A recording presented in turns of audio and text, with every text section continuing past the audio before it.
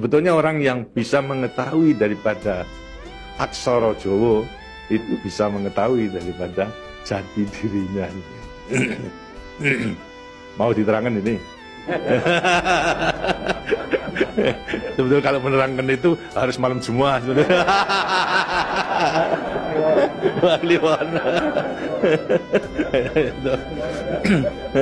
Dan itu namanya ilmu dari nenek moyang kita, terutama dalam rangka menjabarkan mengenai Pancasila, Eka Prasida Pancakarsa. Sebetulnya falsafah daripada aksara Jawa.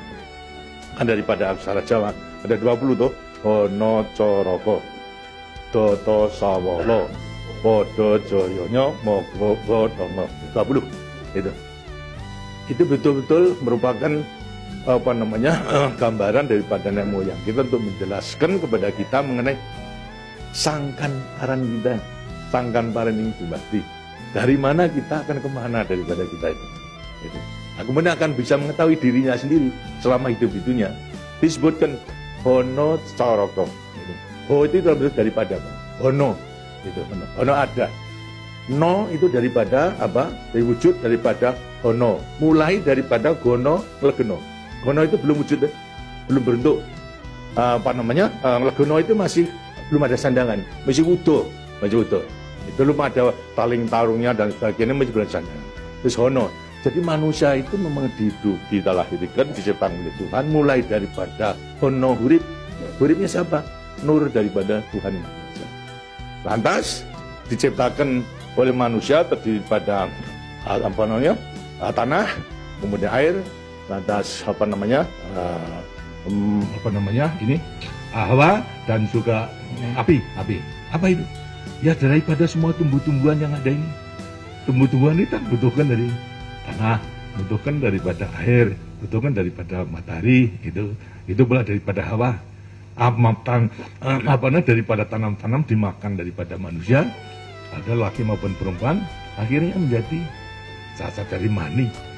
Mani kemudian berkumpul suami istri, akhirlah wujudlah daripada embrio tadi. Embrio itu masih legeno, masih gono. Itu mulai nonya itu, terus mulai daripada hurip, kemudian hubungan suami istri mulai timbul daripada gono masing legeno. Legeno. Kemudian lantas setelah itu tumbuh daripada embrio tersebut menjadi jabang bayi yang kemudian dilengkapi dengan coroko. Apa itu? Cipta rasa karsa. Coroko. Daya cipta, daya rasa dan karsa. Semua ada. Setelah itu kemudian lantas apa? Doto sawolo. Itu apa?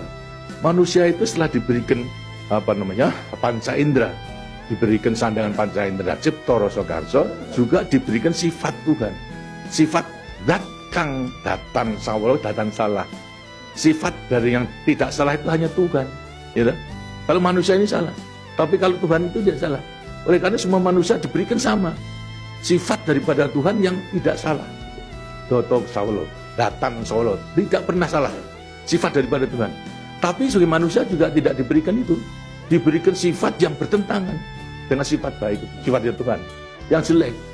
Kalau kita misalnya sabar, kan juga punya hati berangasan. Ya.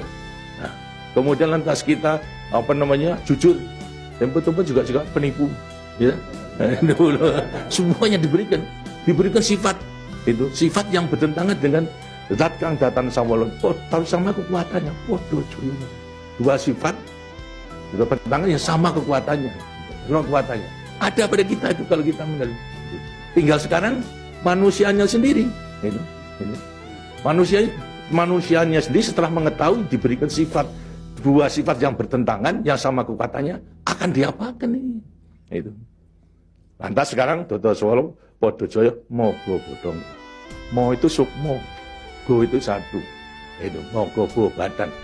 Jadi selama sukmo masih satu dengan badan, sukmo masih manunggal di badan, manusia hidup. Selama itu masih ada, diuji dalam rangka dua sifat yang bertentangan tadi. Gitu. Yang podo joyo tadi. Gitu. Lantas, tapi kalau kemudian lantas sukmo sudah pisah dengan badan, itu lantas apa? Badannya tinggal jadi apa? Batang. Nah, tinggal pertanyaannya, sukmonya mau kemana? Sokmanya mana? Ya terserah kepada saudara-saudara semua. Mana-mana itu. Jadi semuanya tergantung pada dirinya. Semua diberi kelengkapan yang sama. Tuhan Maha Hadir, tapi tinggal kepada dirinya masing-masing dalam mengendalikan. Kalau mau yang diujar itu adalah memang yang bertentangan yang jelek, bukan sifat Tuhan, ya tempatnya juga sudah ada. Di neraka, tidak bahagia di dunia di akhirat nanti. Tapi kalau yang dikendalikan atau yang dilayani itu adalah sifat daripada Tuhan, ya dengan sini akan dekat kepada Tuhan. Karena Tuhan itu kan tidak mewujud, gitu. Tidak bentuk, tapi sifatnya ada. Jadi kalau kita mau kembali dekat kepada Tuhan, ya membawa sifat yang baik itu, sifat Tuhan kepada Tuhan itu sebenarnya gampangnya daripada rahasia hidup itu sebetulnya hanya itu saja. Tapi tidak tergantung pada saya, tergantung pada saudara-saudara sendiri dalam rangka pengeterapannya itu. Gitu. Makanya itu coba pelajari daripada semua ini, daripada untuk mengendalikan dua sifat yang bertentangan tadi itu dengan dirinya agar supaya betul-betul bisa menepati. Kemudian di samping itu juga Tuhan itu memberikan suatu takdir kepada sifat kodrati daripada manusia. Apa sifat kodrati manusia? Manusia dilahirkan sebagai individu, ya toh? Kita masing-masing individu. Tapi kehidupan kita sejak mulai daripada adanya janin sampai pada mati tergantung pada orang banyak. Jadi kemudian dalam hidup kita di dunia itu hanya memenangkan kepentingan pribadinya sendiri.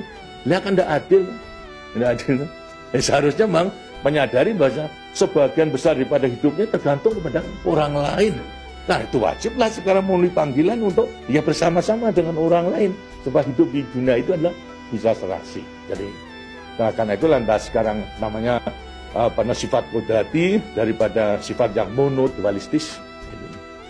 Satu tapi kembar dan tapi satu. Ialah sifat individu sama sebagai makhluk sosial. Nah, itu kuncinya daripada penghayatan, pengamalan daripada Pancasila. Gitu. Nah, demikianlah waktunya saya kira sudah.